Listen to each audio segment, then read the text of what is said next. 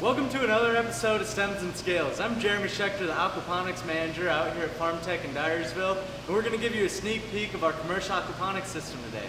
So the system actually consists of two parts.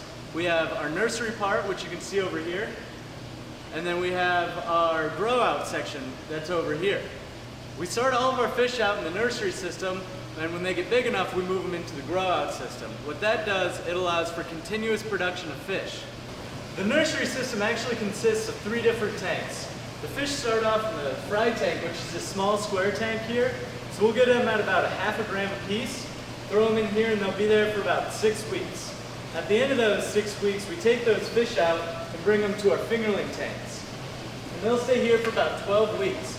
Doing that lets us bring in fish every 6 weeks, so we can continually bring fish in and also later on harvest fish constantly. The fry tank here is about 55 gallons, and each fingerling tank is 250 gallons, each of which can hold between 400 and 500 fish apiece. Behind me is our bubble wash bead filter that comes with each of these systems. What this is going to do is going to remove all those solid wastes that your fish produce, so you have clean water going out to your grow beds.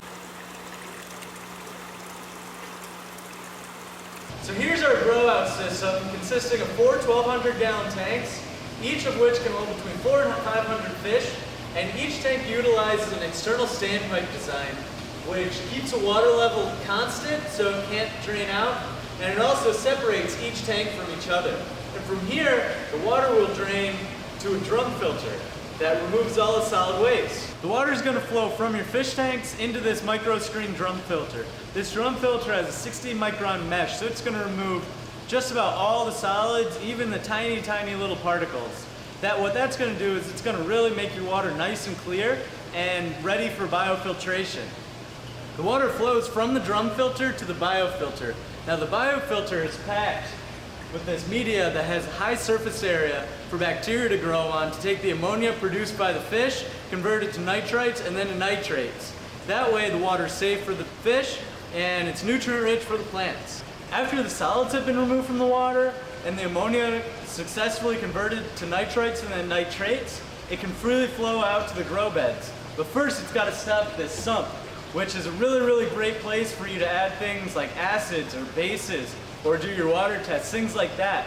Then it can flow right out to the rafts as nutrient-rich water for your plants.